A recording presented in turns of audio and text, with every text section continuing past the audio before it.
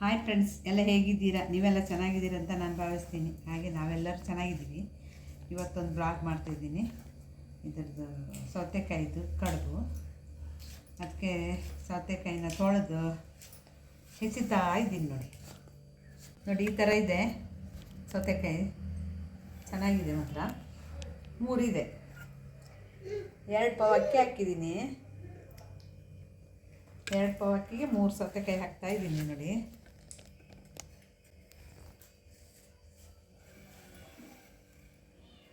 ಅದಕ್ಕೆ ಸಿಪ್ಪೆ ಸ್ವಲ್ಪ ಬಾಡಿದೆ, ಹಾಗಾಗಿ ತೆಗಿಲೇಬೇಕಿದೆ. ಮಧ್ಯಾಹ್ನ 3 ಗಂಟೆಗೆ ಅಕ್ಕಿ ನೆನೆಸಿದ್ದು, ಬೆಳಿಗ್ಗೆ ಅಕ್ಕಿ 2 ಪಾವು. ಈಗ ಚಂದ ನೆಂದಿದೆ. ಆಮೇಲೆ ಈಗ ಕಡಿಯಕ್ಕೆ ರೆಡಿ ಮಾಡ್ತಾಯಿದ್ದೀನಿ.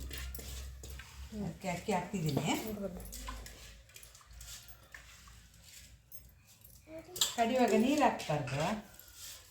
ಚೆನ್ನಾಗಿ ನೀರು ಹಾಕಿದ್ರೆ ನೀರಾಗುತ್ತೆ, ಮತ್ತು ಅದು ಬೇಯಿಸಲಿಕ್ಕೆ ಸರಿಯಾಗೋದಿಲ್ಲ. ಹಾಗಾಗಿ ಹಾಗೆ ಕಡಿಬೇಕು.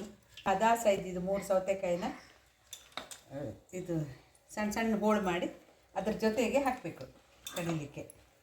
ಇದ್ರ ಜೊತೆಗೆ ಎಲ್ಲ ಸೇರಿಸಿ ಕಡಿಬೇಕು. ಆಮೇಲೆ ಒಂದು ಕಾಯಿ ಹೋಳು ತೆಂಗಿನಕಾಯಿ,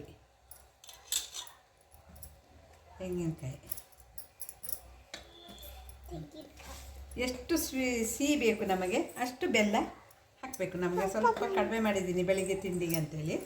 ನಿಮಗೆ ಎಷ್ಟು ಸಿಹಿ ಬೇಕು ಅಷ್ಟು ಹಾಕೋಬೋದು. ಅದಕ್ಕೆ ರುಚಿಗೆ ತಕ್ಕ ಉಪ್ಪು. ನೋಡಿ, ರುಚಿಗೆ ತಕ್ಕ.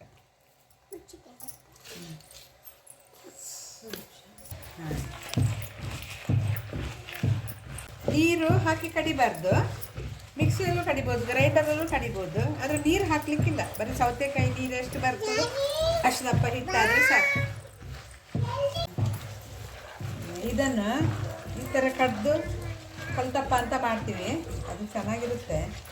ಅದು ಮಾತ್ರ ಎಣ್ಣೆಗೆ ಹಾಕಿ ಒಗ್ಗರಣೆ ಹಾಕಿ ಎಲ್ಲ ಮಾಡೋದು ತುಂಬ ಚೆನ್ನಾಗಿ ಬರುತ್ತೆ.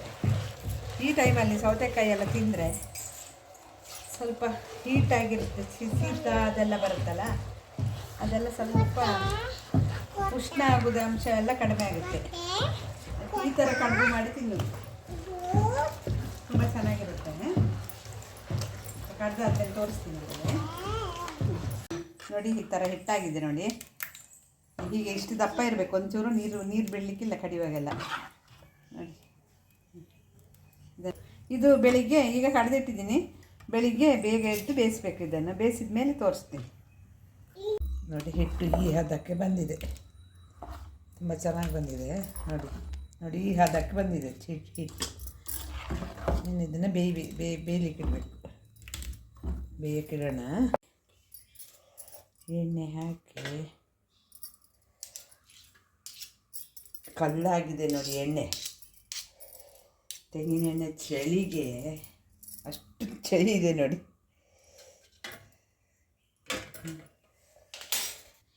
ಬೆಣ್ಣೆ ಥರ ಕೂತಿದೆ.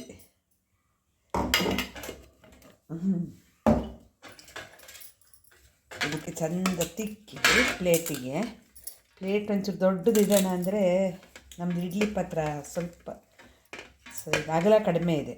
ಅದಕ್ಕೆ ಚಿಕ್ಕ ಪ್ಲೇಟಲ್ಲೇ ಇಡಬೇಕು. ಈ ಪ್ಲೇಟು ನಮ್ಮ ಯಜಮಾನ್ರು ಮಕ್ಕಳಿರುವಾಗ ಊಟ ಮಾಡುವಂಥ ಪ್ಲೇಟ್. ಅದು ನಮ್ಮ ಅತ್ತೆ ಇಲ್ಲಿವರೆಗೆ ಇಲ್ಲಿ ಕೊಟ್ಟಿದ್ದರು.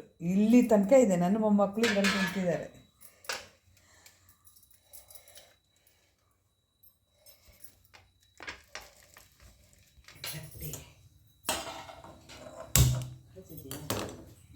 ಅದಕ್ಕೆ ಬಂದಿದೆ ನೋಡಿ, ತುಂಬ ಚೆನ್ನಾಗಿ ಬಂದಿದೆ. ಈಗ ಇಡ್ಲಿ ಪಾತ್ರೆ ಇಟ್ಟಿದ್ದೀನಿ. ಅದಕ್ಕೊಂದು ತಟ್ಟೆ ಇಟ್ಟು ಆ ತಟ್ಟೆಗೆ ಬೇಯಲಿಕ್ಕೆ ಇಡ್ತಾ ಇದ್ದೀನಿ. ನೋಡಿ,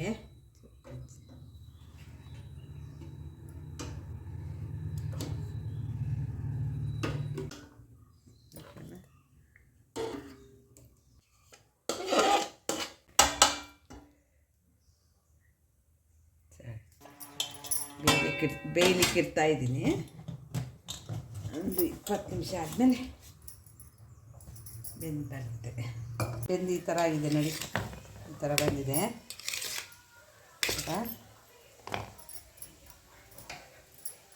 ಇದನ್ನೀಗ ಪೀಸ್ ಪೀಸ್ ಮಾಡಿದೆ.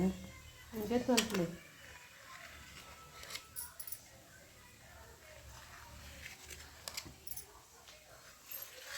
ಈ ಥರ ಪೀಸ್ ಬಂದಿದೆ, ಈ ಥರ ಆಗಿದೆ. ಇದಕ್ಕೆ ಮತ್ತೆ ನಾವು ಸೋಡದ ಪುಡಿ ಮತ್ತು ಏನೂ ಹಾಕಲ್ಲ, ಬರೀ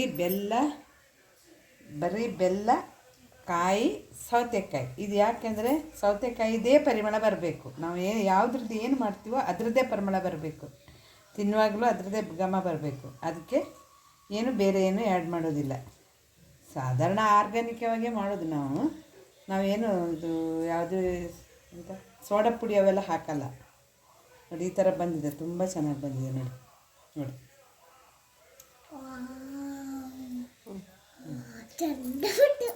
ನೋಡಿ, ಇದು ನಮಗೆ ಸ್ವೀಟ್ ಎಷ್ಟು ಬೇಕು ಅಷ್ಟು ಹಾಕ್ಕೊಳ್ತೀವಿ. ಚಟ್ನಿನೂ ಮಾಡ್ಬೋದು ಇದಕ್ಕೆ, ಇಲ್ಲಾಂದರೆ ಹಾಗೆ ತಿನ್ಬೋದು. ಸ್ವಲ್ಪ ತುಪ್ಪ ಹಾಕ್ಕೊಂಡು ಹಾಗೆ ತಿನ್ಬೋದು, ತುಂಬ ಚೆನ್ನಾಗಾಗುತ್ತೆ. ಇದು ಸೌತೆಕಾಯಿದೇ ಘಮ ಬರ್ತಿದೆ ತುಂಬ. ಅಂದರೆ ನಿಮ್ಗೆ ಇಷ್ಟ ಆದರೆ ಒಮ್ಮೆ ಮಾಡಿ ನೋಡಿ, ತಿಂದು ನೋಡಿ, ಆವಾಗ ಒಳ್ಳೆ ಟೇಸ್ಟ್ ಇರುತ್ತೆ.